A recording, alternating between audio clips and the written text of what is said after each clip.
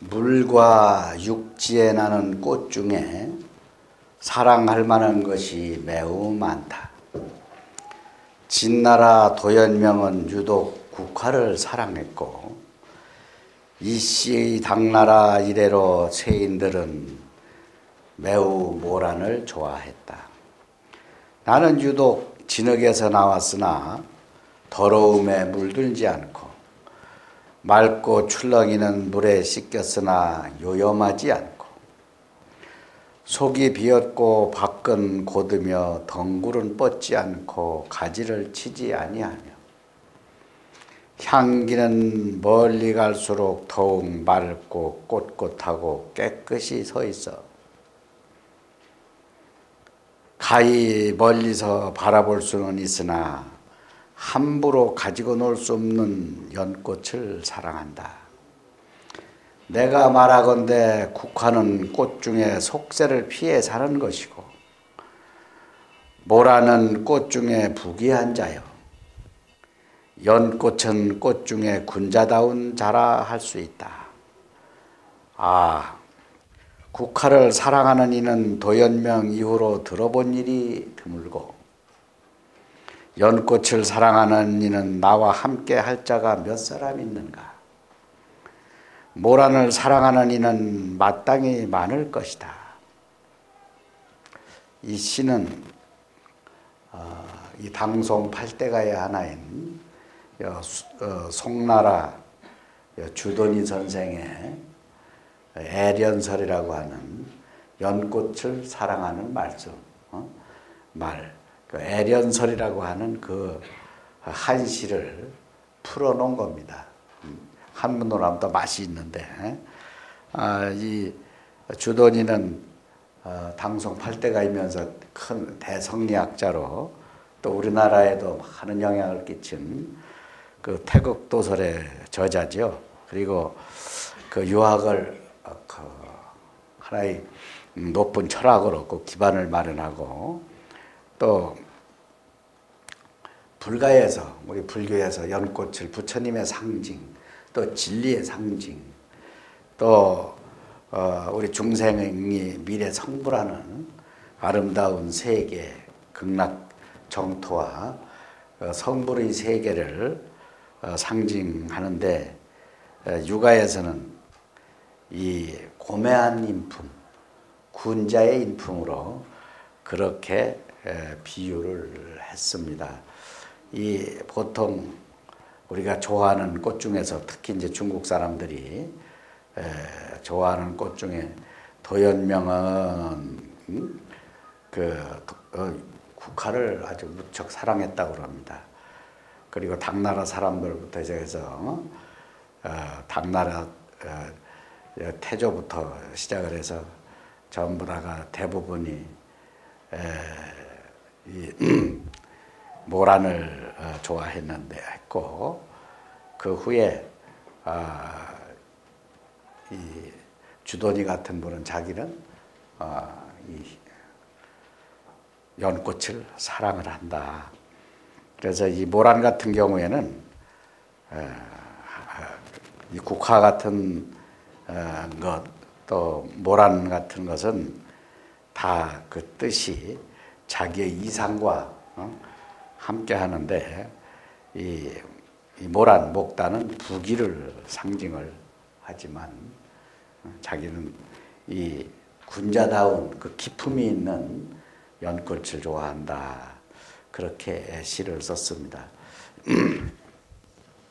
우리가 상식적으로는 이 불교와 연꽃 관계 많이 얘기를 하죠. 그래서 오늘은 제가 부처님 오신 것을 다시 한번 되새기면서 또 연꽃에 대한 우리의 어떤 상식이라고 그럴까 이런 것도 한번 생각을 해보겠습니다.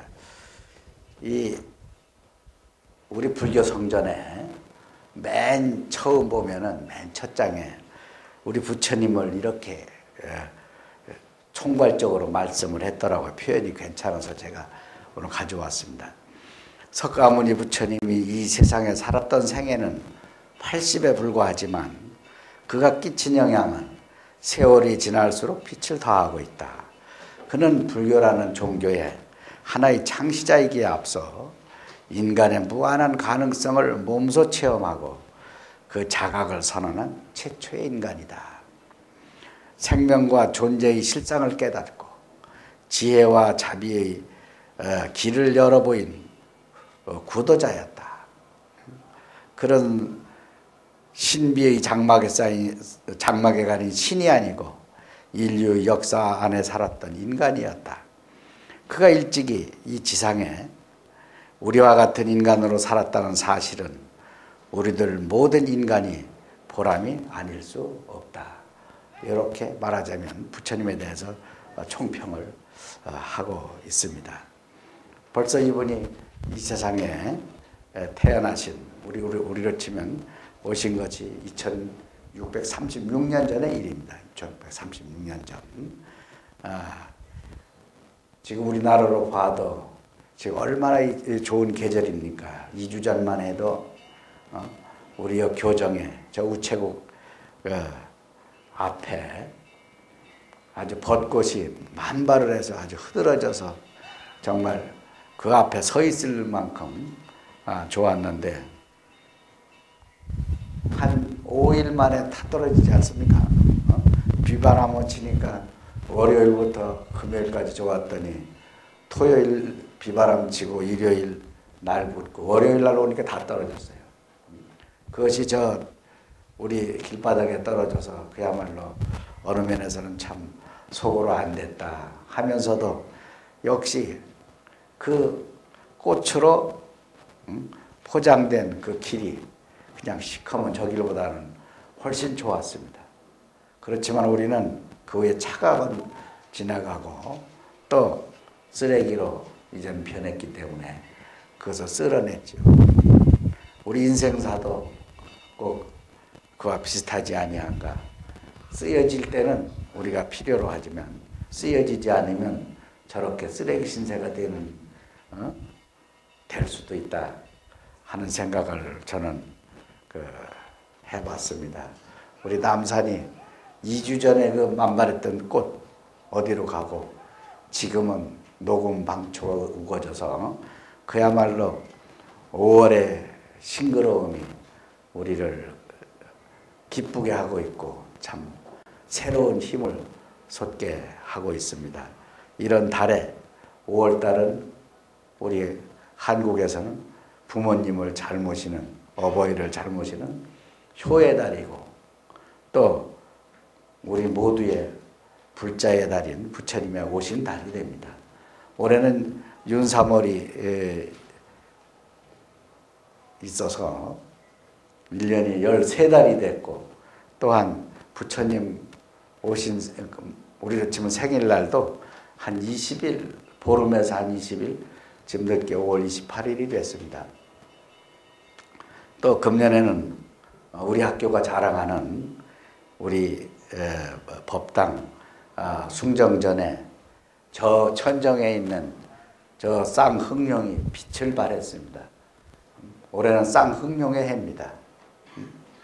근데 이 쌍흥룡이 있는 법당이 이 세계에 우리밖에 없고 또 더군다나 그 쌍흥룡의 발가락이 7개가 있는 것은 세계에서 초유입니다. 세계에서 초유. 우리가 보통 이 용의 발가락을 우리 민간인은 3개, 임금은 4, 황제는 5, 이것은 7입니다. 이 건물을 지으신 이 광해군이 선조의 아들로서 7년간 이 처절했던 전쟁, 임진왜란, 정유재란을 치르면서 다시는 우리 이 강토에 그런 외침이 없고 우리가 이 세계를 정복하게 해야 되겠다는 커다란 생각으로 저렇게 용 중의 대장인 황룡인데 황룡인 중국을 누를 흥룡을 더군다나 7 발가락을 가진 흥룡을 모셨다. 저는 그렇게 생각을 하고 있습니다. 또 나머지 흥룡 2마리는 지금 박물관에 가 있습니다. 바로 우리 부처님 앉았던 그 자리가 임금님이 앉아서 이 나라를 통치했던 250년의 역사를 가진 그러한 참 엄청난 법당, 세계에서 하나밖에 없는 그런 법당이 우리 법당입니다. 그래서 이 임진년에는 우리 법당뿐만 아니라 동국대학이 뜨는 해다.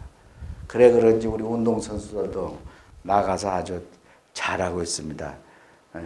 야구부 오늘 점심에 제가 여기서 함께 부처님께 인사드리고 제가 악수하고 빅토리다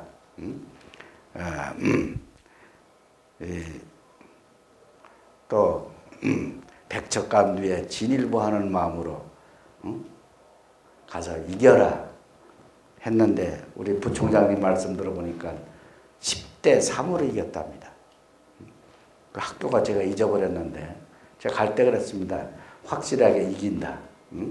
그 정도도 못 이기면 학교 오지 마라. 그런데 10대 3으로 그냥 8대 9나 이기지 너무 차이로 이기면 말이지. 그 사람들한테 미안하잖아요. 근데 내일 결승이라니까 한시랍니다. 한시. 저 목동이라고 그랬죠 부총장님? 우리 응원 가야 됩니다. 내일 쉬는 날이라고 애기 있는 사람은 애기 손잡고 그리 오시기 바랍니다. 거기서도 뭐 출석 점수 줍니까?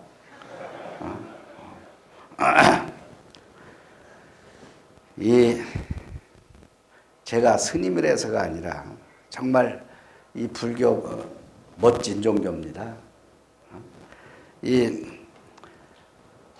우리가 너무 잘 아는 20세기 최고의 그 역사학자라고 하는 아놀드 토인비가 뭐라고 그랬습니까? 우리 20세기의 최고 큰 사건이 무엇이냐? 기자가 물으니까 그 질문을 물으니까 동양에서 불교가 서양에 전해진 것이다. 이렇게 대답을 했습니다. 꼭 아놀드 토인비가 그래서 위대하다는 것이 아니라 또 우리가 너무나 잘 아는 20세기 최고의 과학자 원자탄을 발명한 아인슈타인도 그런 말을 했지 않습니까? 정말 이러한 대명천지 20세기에 신을 믿는다고 하는 것은 유치한 미신이다. 유치한 미신이다. 이 불교는 특정한 신의 존재를 초월하며 독단과 신학 체계를 회피한다. 또한 불교는 자연과 인간의 영혼을 함께 아우른다. 그렇게 하면서 만약 누군가 나에게 현대의 과학적 요구에 상응하는 종교가 어떤 종교냐고 묻는다고 하면, 꼽으라고 하면 그것은 나는 주저없이 불교라고 말하고 싶고 말한다. 이렇게 얘기를 했습니다. 그분들이 이 불교의 어느 면만을 본 것이 아니라 제가 생각할 때는 전반적으로 그렇게 이 불교에 대해서 어떤 장점 내지 강점 또 인류를 구제할 수 있는 하나의 종교로서의 어떤 그런 훌륭한 점을 표현했다고 저는 생각을 합니다. 올해가 불기가 몇 년이시죠? 몇 년이에요, 우리 불기? 좀 창피하게 질문한 거죠? 한번 말씀해 보세요, 그냥. 불기. 그렇지. 우리 동국가족한테 내가 그렇게 묻는 내가 잘못이죠? 2556년. 서기는 몇 년이에요? 요일 가는 것만 알지 서기도 모르잖아, 우리. 2012년이잖아, 2012년. 이 부처님은 이 기원전 624년에서 544년까지 80세를 사신 분입니다. 근데 이 부처님을 석가모니로부터 시작을 해서 한 600년간이 보면 기원 예수 탄생 그 이후 한 700년을 보면은 우리 지구에 우리 인간이 태어나서 우리 인류가 태어나서 가장 이 종교적으로 철학적으로 수많은 이론이 나왔고 발전했을 때입니다. 여러분이 너무 잘 아시지만은 이 부처님 다음으로 이 세계에서 우리가 영향력이 있었고 지금도 영향력이 있는 그런 종교 철학자가 누굽니까? 이 노자입니다. 노자가 부처님보다 한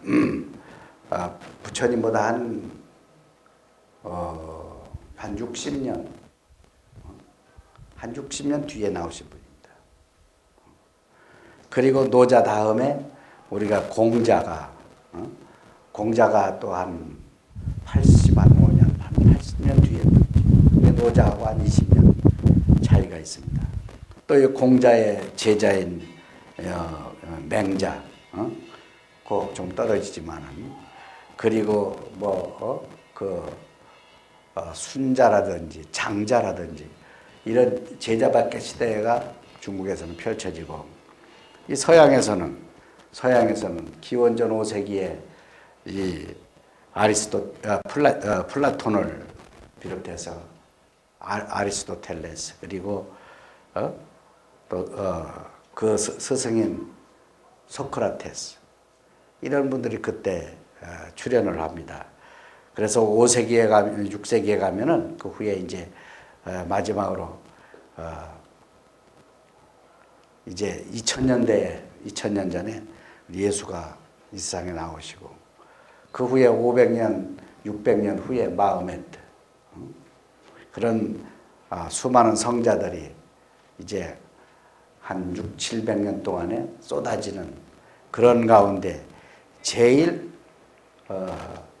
이 선배되는 분이 바로 서가모니 부처님이다. 그 이전에도 우리는 수많은 종교가 인도에 많았지 않았습니까? 특히 브라만 종교. 이 서가모니는 어느 면에서는 브라만 종교에 대응하고 대항하고 또 개혁하고 또 브라만 종교에 부당한 것을 완전히 부정하고 한 종교에 대해 혁명가시죠.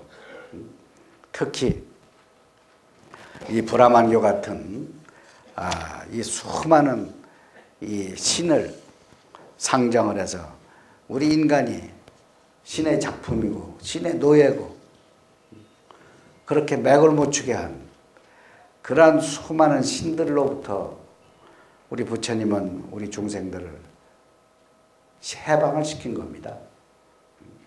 부처님의 오신 뜻을 우리가 가장 기릴 때는 그것이 가장 우리가 중요하지 않느냐. 그뿐만 아니라 우리가 평상시 받고 있는 이러한 고통스러운 현재, 무엇 때문에 우리가 고통을 받고 사는가. 그 고통의 원인을 체득하게 하고 그러므로 해서 그 원인을 해결하고 뛰어넘음으로 해서 정말 내가 나로 인해서 나의 가르침으로 인해서 행복을 구가할 수 있는 그러한 고통으로부터의 해방을 시킨 분입니다. 또 뿐만 아니라 우리 부처님은 보이지 않는 어떤 존재에 대한 설정을 해놓고 나를 따르라 한 것이 아닙니다. 여러분도 나도 여러분과 똑같은 사람이다. 다만 나는 수행을 통해서 완전에 이르는 길을 나는 알았다. 여러분도 내 가르침대로 내가 갔던 길처럼 한다고 하면 틀림없이 나처럼 된다. 부처가 된다. 이렇게 스승으로서의 말씀이었지 전지전능한 신으로서 군림한 것이 아닙니다. 그러니까 우리가 불교에서 너나 없이 수행을 강조하고 있는 겁니다. 우리가 불교를 대할 때 또 부처님을 생각할 때 가장 인간다운 면 이런 것을 우리가 염두에 두지 아니할 수가 없습니다. 우리 부처님은 지금부터 2636년 전 4월 초파일에 탄생을 했다고 그럽니다. 근데 실제적으로는 4월 초파일이라고 하는 것은 그 당시에 무슨 이렇게 숫자적으로 날짜를 계산한 것이 아니고 달이 생겨나고 말하자면 초생달부터 보름달, 보름달에서 다시 이렇게 지어져서 나중에는 금음이 되는 그러한 달을 보고 좀 더 계산을 하지 않았습니까? 그래서 이 바이세시카 달에 4월달 우리로 치면 거기 소생달에서 보름달 그 중간쯤에 태어났다. 그래서 그 중간이 초하루에서 보름이기 때문에 8일입니다. 4월 8일. 그리고 이것은 지금도 각국이 좀 차이가 있습니다. 일본 같은 데는 양력으로 양력 4월 8일 날 이 부처님 오신 날을 하고 있습니다. 또 이 스리랑카 같은 데는 이 4월 달 한 달 동안을 하고 있습니다. 한 달 동안. 태국 같은 데도 보름 동안을 부처님 오신 그 축제를 하고 그러는데 우리는 보통 부처님 오신 날 4월 8일로 이렇게 해서 국가 공휴일로 이렇게 돼서 우리가 행사를 하고 있고 또 부처님 오신 날을 봉축해서 우리가 이렇게 많은 등으로 공양을 올리고 있습니다. 우리가 부처님은 지금 말하는 부처님은 역사적으로 이 세상에 태어났던 그 시달타 태자 사키야무니 붓다를 얘기합니다. 석가족의 성자. 사키야무니 붓다라고 하는 것은 석가족이라고 하는 사키야에다가 거기서 성불하신 분, 그 문이라고 하는 것은 성자라는 뜻 너무 잘 아시 않습니까? 그런데 저도 생일이 있고 여러분도 생일이 있습니다. 이 태어난 것이 물론 중요하죠. 그랬어야 그 다음에 인생이 전개가 되니까. 그렇지만 우리가 부처님의 이 생일을 이렇게 중시하는 것은 그분이 태자의 자리에 이를테면 약속된 왕위를 버리고 자기가 29에 자기 아들과 자기 부인 태자비까지 왕궁에 둔 채 수행을 위해서 자기 완성을 해서 출가를 했다. 29살에. 이게 중요한 사건 아닙니까?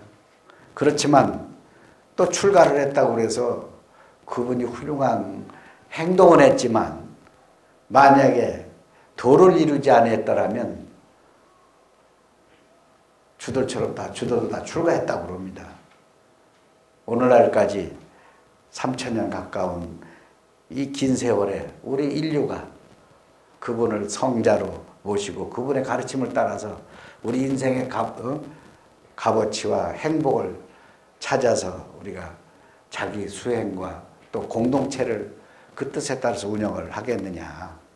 그렇지 않죠. 더욱 중요한 것은 우리가 그분이 35살 되던 해 12월 8일 날 보통 우리가 나벌 8일 그렇게 얘기를 하는데 붓다가야에서 그 당시에는 붓다가야가 마가타국입니다. 거기서 이 피발라 나무에서 성불을 하게 됩니다. 도를 이루게 됩니다. 그래서 그때부터 그 나무는 부처님이 사키야무니가 된 부처님이 된 그런 나무다 해서 우리가 보디트리 붓다가의 보리수라고 이렇게 오늘날까지 하고 있는 겁니다. 그런데 또 중요한 것은 그분이 자기가 깨우친 바를 자기 혼자만 알고 가셨다면 우리 부처님 말씀에 의하면 자기 이해에도 당신 이해에도 과거에 6 부처님이 과거에 7 부처님이 자기처럼 도를 이루었는데 그냥 가셨다는 거예요.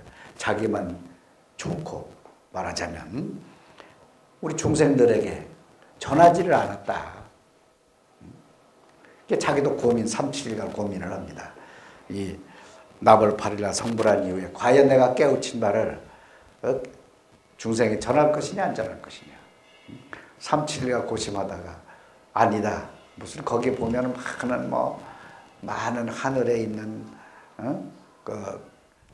그 신들이 뭐 권총을 하고 뭐 사람들께 꾸몄는데 뭐 쉽게 얘기하자면 자기가 고심을 한 거예요. 이걸 알릴 것인가 안 알릴 것인가.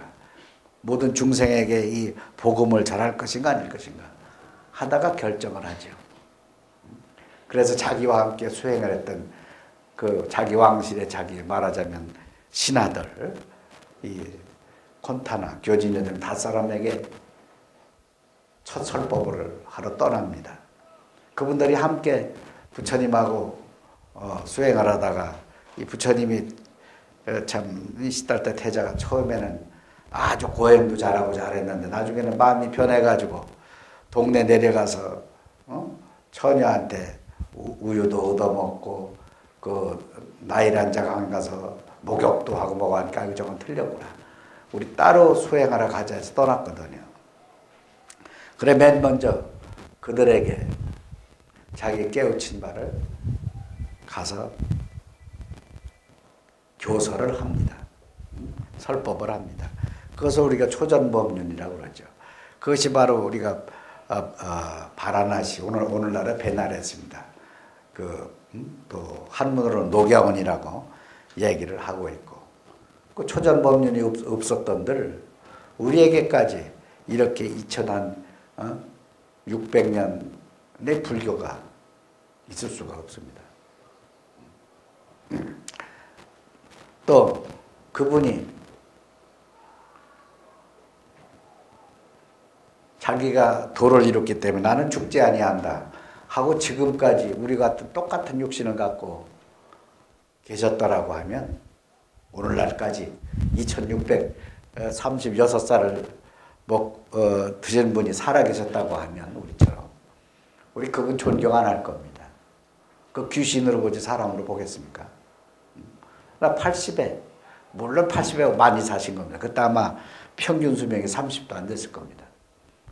80에 우리 같은 똑같은 과정으로 돌아가시잖아요.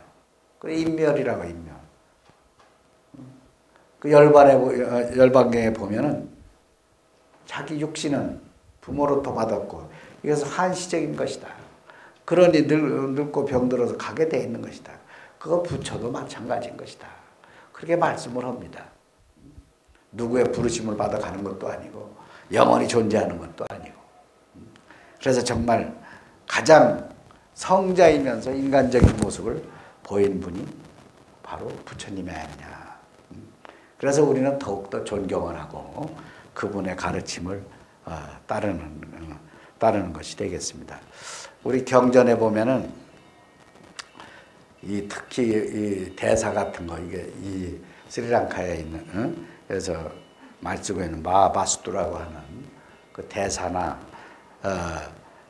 대광대장엄경이라든지 또는 붓다짜리타 불소행찬이라든지 또 이 자타카 본생담이라든지 또 우리나라에서는 이게 팔상목으로 많이 되고 있습니다만은 또 현우경이라든지 수행본기경이라든지 그 많은 경전에서 참 우리 부처님의 일생을 기술하고 있습니다. 그걸 제가 아주 약술해서 얘기를 한 겁니다. 근데 우리 부처님은 그럼 이 세상에 오셔서 우리가 존경을 하는데 어떤 분이기 때문에 하느냐? 어떤 분이기 때문에 하느냐? 부처님 스스로 자기를 이렇게 얘기하고 있습니다. 많은 것으로 표현을 하지만 나는 스스로 중생의 현실이 고통으로 가득하다는 것을 깨닫고 남을 위해 설명한다. 나는 고통이 발생하는 원인을 깨닫고 남들을 위해 설명한다. 나는 고통의 소멸을 깨닫고 남들을 위해 그것을 설명한다. 나 열애는 하늘과 같은 존재요. 지극히 냉철한 존재로서 번민도 없고 욕망의 뜨거움도 없으며 거기에 면이 없으면이 아니고 면입니다. 진실하여 허하지 않는 존재다. 그 2번째 부처님 어떤 분인가 중화안경 제가 옮겨서 한번 읽어드렸습니다. 바로 사성제 고진멸도를 말하는 겁니다. 고의 원인은 집이고 그 고를 멸할 수 있는 방법이 팔정도, 말하자면 도. 또 그 멸이라고 하는 경지는 바로 부처님이 80에 10번에 드신 것, 또 우리가 살아서 그야말로 어떤 고통을 받지 아니하고 행복을 느끼면서 자기의 역할을 하는 것, 이런 것이 되겠습니다. 우리가 부처님 오신 날이 보통 얘기할 때 너와 나가 다 얘기를 합니다.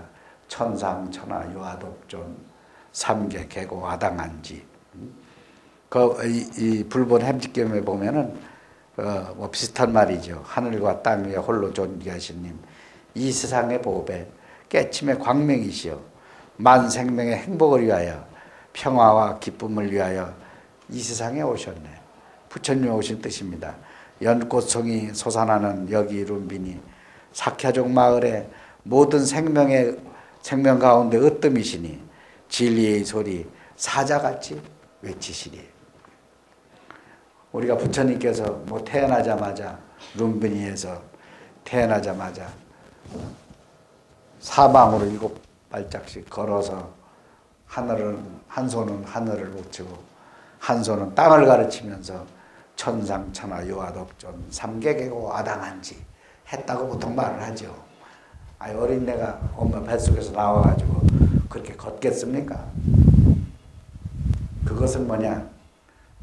이 부처님의 탄생, 불교의 탄생을 집약적으로 표현한 겁니다. 집약적으로. 우리가 보통 잘난 척하면은 유아독존이야 쟤는, 그러지 않습니까? 그런 유아독존이 아니라 부처님만 잘난 것이 아니라 모든 생명체가 함께 잘났다. 존재 가치가 있다. 존재 가치가 있기 때문에 거기에 있다. 그 사실을 모르면, 또 그 사실을 인정 안 하면 거기에 고통이 따르는 것이죠. 오늘날 이 어린 학생들, 중고등학생들이 왕따 때문에 자살을 하고 뭐하고 할 때, 제가 이 세계일보에 와서 거기서 그러한 폭력 문제, 왕따 문제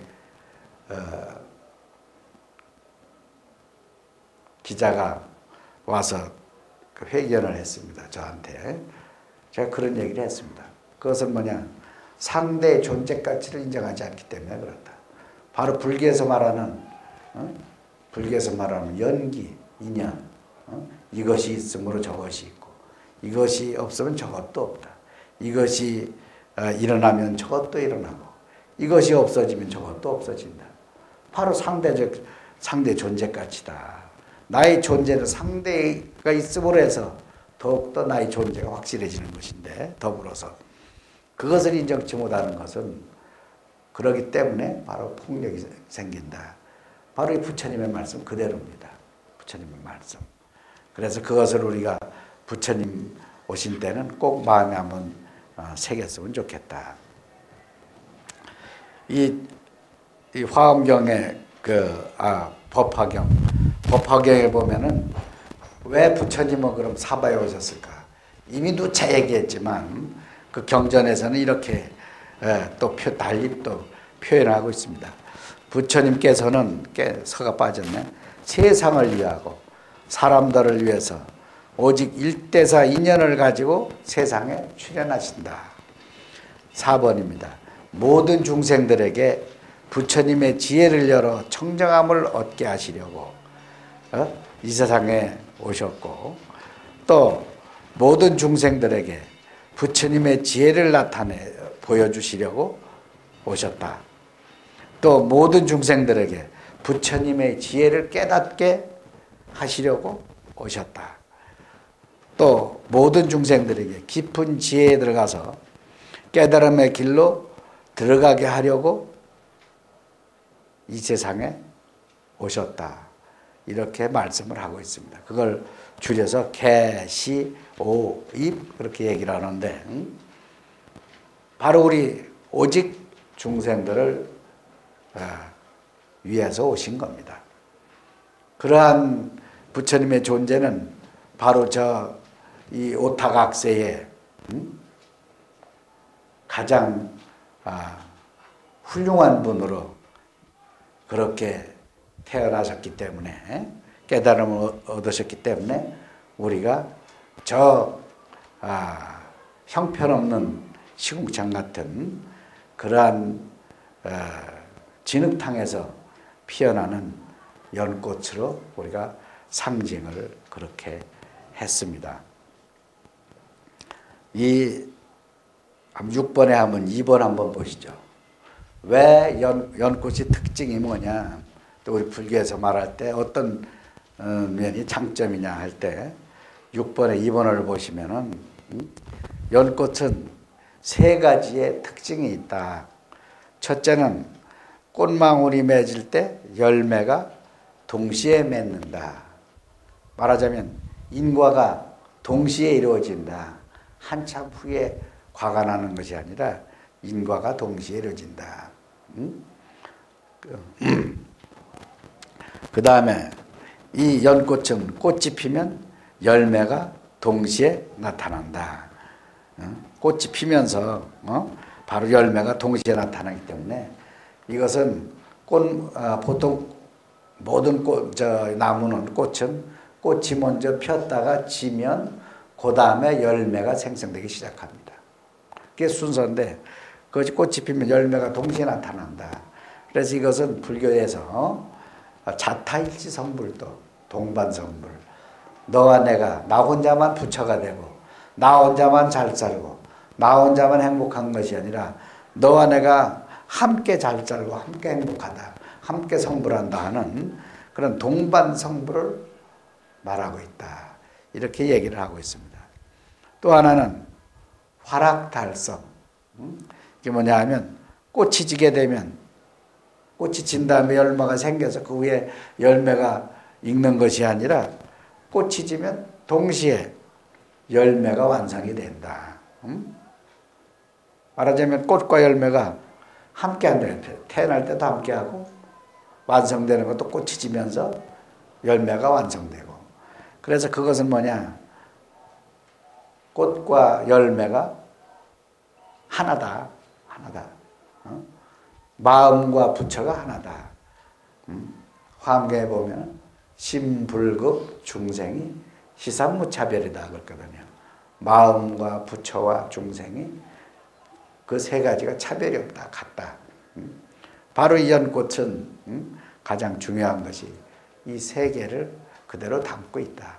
그래서 이 불교에서 연꽃을 부처님의 상징으로 또 우리가 미래지향적으로 또 현실에서 우리가 이 세계를 살아갈 때 연꽃처럼 살자. 그렇게 얘기를 합니다. 이 연꽃을 예찬하는 데 있어서 우리가 보통 이 10가지를 얘기를 하고 있습니다. 이것은 우리가 꼭 상식적으로 어디 가서 연꽃 얘기를 할 때 여러분들이 꼭 이렇게 써먹어도 좋다. 그래서 제가 일부러 연꽃 예찬, 연꽃처럼 살자 그 얘기를 거기다 적었습니다. 첫째, 면상의이.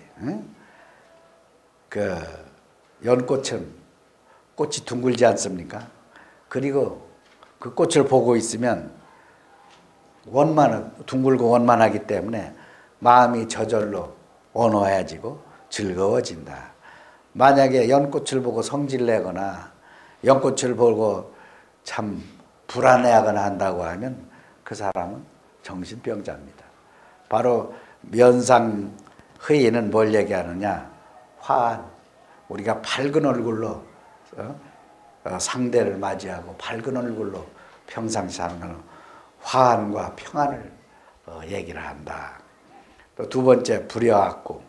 이건 뭐냐 하면은 연꽃 위에는 한 방울도 오물이 있어도 머물지를 않고 바로 떨어지지 않습니까? 여러분들이 한번 비 올 때 한번 보세요. 머물지 않습니다. 이것은 뭐냐 하면은 항상 청정하다. 무렴청정을 얘기를 하고 있습니다. 우리가 어떤 환경에 있어도 거기에 몰입이 돼서 그 오물 속에 내가 오물과 하나가 되는 걸 인생에 대해서는 안 되겠죠. 또 이재여모, 이것은 철염상정, 우리 불교에서 흔히 얘기하는 그 바탕이 진흙탕입니다. 거기서 자라지만 결코 물들지 않는다. 철염상정을 얘기합니다. 또 본체청정, 어떤 곳에 있어도 푸르고 맑은 잎을 항상 유지를 한다. 항상 유지를 한다. 이 연꽃은 참으로 연밭을 한번 보세요. 오래 갑니다. 그래서 어느 곳에서도 태어나기만 하면 푸르고 그 자기 현상을 맑은 잎을 오래 유지를 한다. 이것은 불교에서 말하는 환경에 따라서 지배를 받는 것이 아니라 그 정진력이 이려하다. 정진이려를 보통 얘기를 합니다. 또 개향충만, 연꽃이 피면 그 향기가 온 연못에 가득하다. 말하자면 부처님의 몸은, 부처님이라고 하는 것은 법당에만 있는 것이 아니라 우주법계에 충만하다 하는 것과 같겠습니다. 또한 우리가 수행을 하는 것은 그렇게 향을 바라는 것과 같다. 그렇게 이해를 하면 좋겠습니다. 성숙청정, 활짝 핀 연꽃을 보면은 몸과 마음이 맑아지고, 많아지고가 아니라 맑아지고인데 그게 타이핑이 잘못됐네요. 포근해짐을 느낀다. 이것은 부처님의 모습은 어디 가서 한번 보세요. 부처님의 모습이 어디 비참하게 보이고 성내고 울고, 또 내지는 이 부처님의 모습이 이런 사형틀 같은 데 박혀 있는 걸 보셨는가? 30이상 80종이라고 하는 것은 부처님의 몸의 특징입니다. 가장 우리 눈에 가장 편안하고 평안하고 행복해 보이는 모습으로 우리가 모셔놓으신 분이 바로 우리 부처님입니다. 여기 우리 법당에 있는 부처님도 바로 성숙청정한 모습입니다. 30이상 80종호가. 또 생기요상, 연꽃은 싹부터 연꽃임을 안다. 보통 이 풀싹들은요, 이게 커봐야 뭔지 알지 잘 모릅니다. 그런데 이 연꽃은 그 싹부터 다릅니다. 확실하게. 그래서 싹만 나도 이건 연꽃임을 안다. 이것은 뭐냐? 바로 시종이려를 얘기하고 있지 않느냐. 또 견작의 길, 연꽃의 꿈을 꾸면 아주 재수가 있다고 그럽니다. 재수가 있다. 연꽃을 보거나 지니고 다니면 또 좋은 일이 생긴다. 그러니까 우리가 또 이렇게 연등불사도 하고 하지만은, 그래서 여러분들이 혹시 밤에 꿈꿀 때 연꽃을 보거나, 또 자기가 좋아하는 스님을 보거나, 아니면 존경하는 스님을 보거나, 절을 보거나, 부처님 꿈에 나타나거나 하면 그건 좋은 꿈이에요. 그러니까 그때는 주택복권 사십시오. 왜? 그거 제가 알려줬으니까 방 한 칸은 져줘야 됩니다. 그 당시. 또 개화 필실, 연꽃은 아까 얘기한 대로 꽃이 피는 동시에 열매를 맺는다. 동반선물. 이렇게 연꽃을 보통 예찬을 하고 있습니다. 이것이 연꽃에 대한 우리의 보통 얘기가 되겠습니다. 그리고 이 연꽃은 식물로 보면은 이 지구를 떠받치고 있는 최초의 식물이라고 합니다. 그래서 우리 부처님의 법신이 사라지지 않는 것처럼 이 연꽃은 그 씨앗이 어떤 환경만 되면 다시 싹을 틔운다고 합니다. 여러분들이 그 강한 생명력을 아마 이런 그 자료에서 봐서 알 겁니다. 1951년도 일본에서 2~3천년 전으로 추정되는 연꽃 씨를 3개를 발견해서 3년 만에 꽃이 피어서 지금도 그 꽃이 지금 해마다 퍼주고 있고 꽃이 핀다고 그러지 않습니까?